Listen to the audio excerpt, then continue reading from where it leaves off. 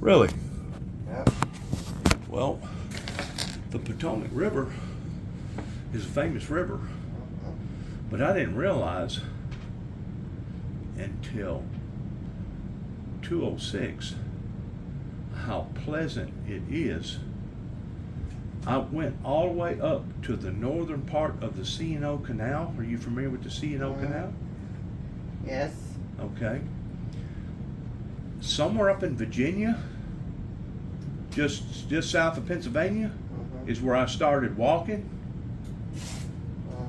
I think it was like on mile marker 80, maybe, something like that.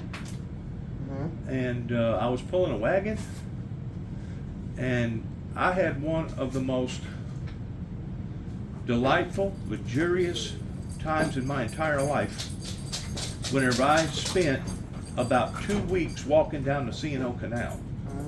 I actually wore out 2 different wagons, pulling it all the way to Washington, D.C. with an empty sword box on it. But while I was going down the C&O Canal, it took me back in time because you could hear the trains sometimes for like a mile and a half, 2 miles away. And of course I was camping in open camp. But I met some of the delightfulest people on my trail of going down the C&O Canal. And whenever I got to Pep-Po Tunnel, Hey. You familiar with Pep-Po Tunnel? Thank you. You familiar with Pep-Po Tunnel? No. You want this part? Yes. I don't know who's that F-150 out there. We ain't got a key here. So what were you saying? We got 2 cars out there locked up with no keys in the lockbox. One's an F-150 and the other one's a Chevy Sonic. Anyways, Pep-Po Tunnel is about 3 football fields where they dug this You got Chris's? this tunnel out in this mountain. And it's dark. Even during the daylight, it's still dark. And I'm pulling this wagon, and all of a sudden, I get about 3/4 of the way down there, and my daggum wagon wheel come off my wagon. So I really didn't have no other choice other than to back up Right. and to push my wagon backwards. And that's basically where I hurt my left ankle in doing that. But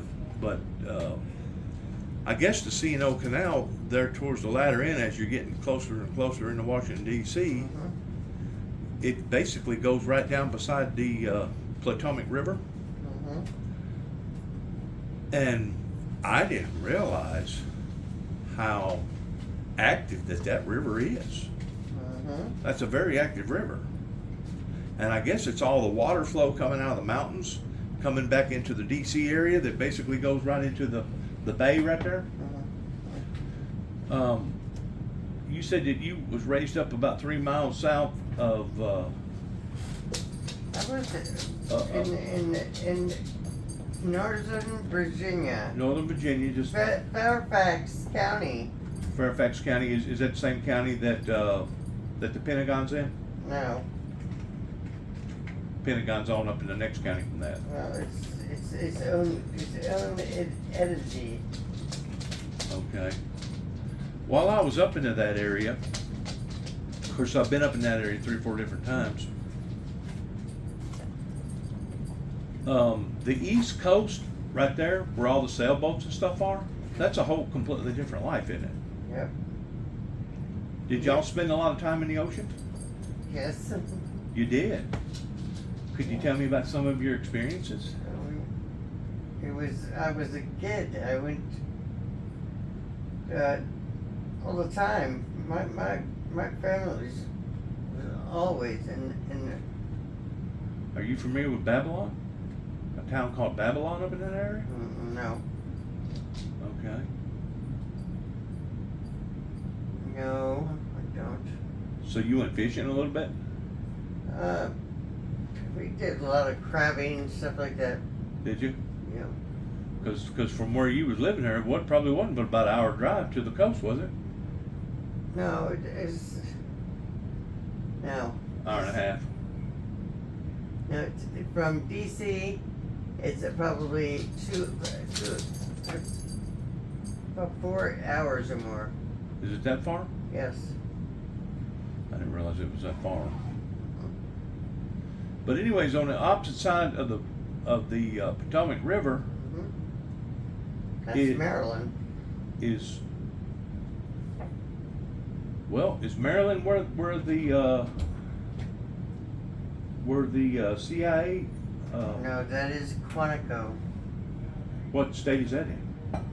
Virginia. Your state. Did you ever go up there? Yes. My daughter and my son were in the armies and the Marines.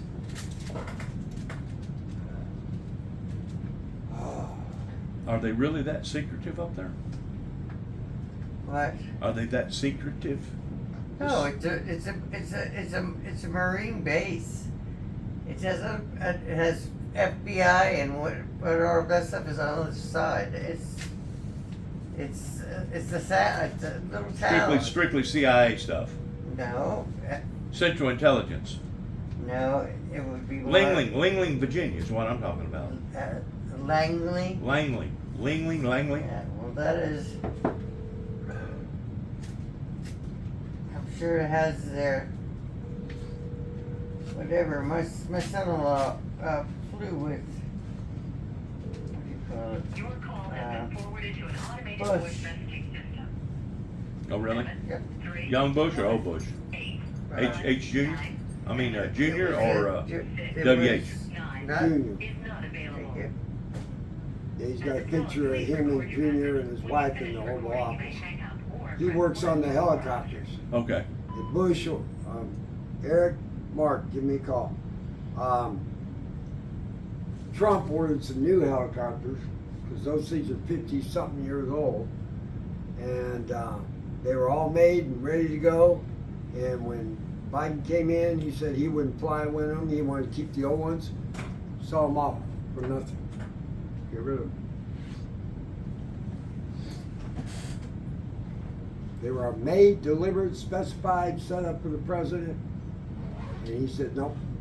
So they're still flying the A1s the ones that John F. Kennedy and Eisenhower flew in.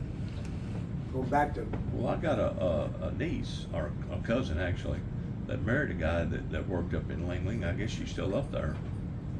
And it's just amazing how secretive that their lives are. If you work for the government, you really have a secret life, don't you? I don't think so. But I've lived there for a long time, so. They're just like regular people, but they don't discuss their work. That's the only thing Have you ever been to Los Alamos, New Mexico?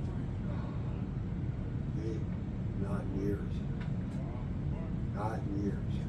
I went up there and they got big signs, billboard signs that says, do not take any pictures, and if you do get caught with taking pictures, your camera is subject to being taken from you, and also it carries a big fine and up to imprisonment if you violate their principles up there. They're very, very secretive in Los Alamos, New Mexico. Okay. I know I'm forgetting something. We got something this morning.